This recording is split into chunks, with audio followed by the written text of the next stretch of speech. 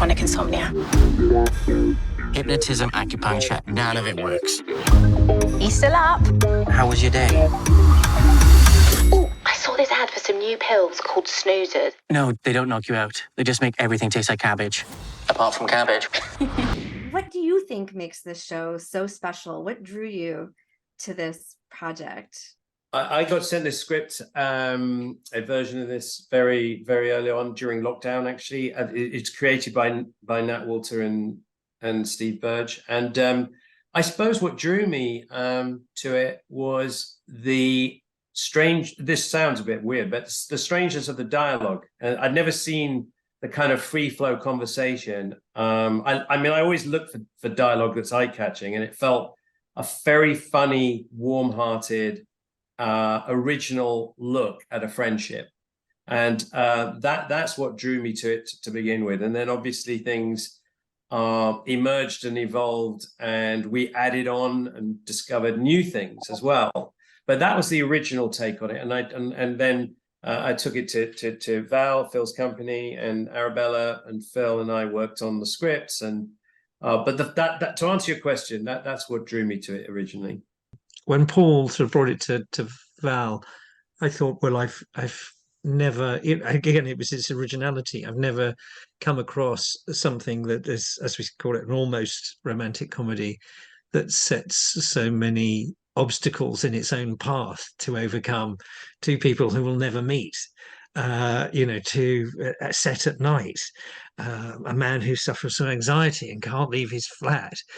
How the hell is this going to play out? And and I thought it was brilliantly done by the writers, and Paul and Arabella sort of taking it forward from there. So it was strikingly original for me. Yeah. And I think the world of it was really fascinating. In addition to what Paul and Phil have said about the quality of the writing, I think the world of it, the nighttime factor of it, although from the start one could say this is going to be quite difficult to make. It is a window into worlds that we don't see.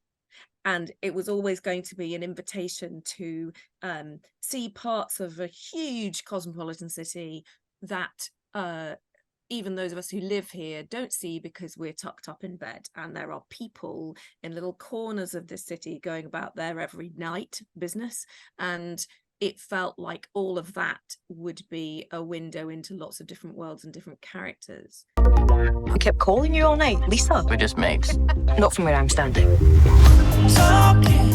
When I'm sleeping, there's this whole world of Lisas that I know nothing about. Hello, I'm not ceiling. What? Oh my God! What? There's a big bunch of cows. Cows? The cows attack. Let me check. Yeah, they do attack, and they kill. What?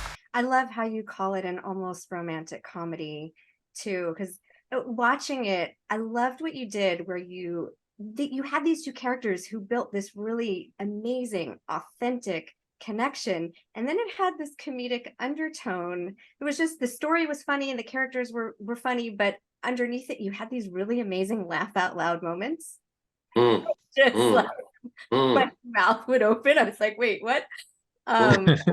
So I'm curious, from your perspectives, what did you personally want to add to it? What kind of feeling did you want viewers to take away from watching this?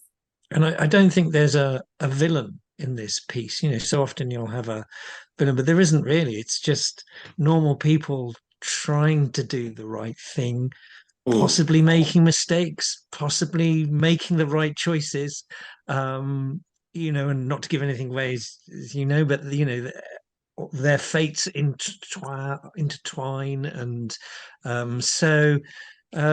wanted to get people to feel like, well, that could be me. We've all made mistakes, and we've all made the right choices at different times in our lives, and want that to be reflected in the show, so people don't feel that they're sort of alienated by it. Particularly, as I said, when it sets itself these impossible tasks of pulling off a romantic comedy when the whole situation is set against it. It's not been talked about, certainly not in comedy, we think, before, but the insomnia factor is a growing problem for so many people all over the world. And this show doesn't have answers. It wouldn't be so bold as to suggest it has answers. It's a comedy.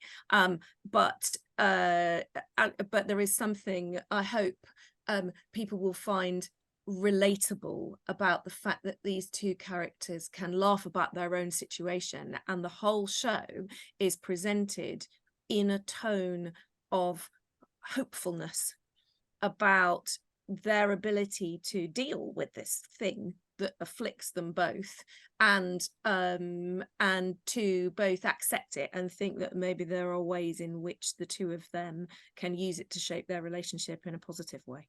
Still Up is out on Apple TV Plus. Make sure you check it out. I'm Sari Cohen. I'll see you next time. I don't know what I want to do. We're all trying our best.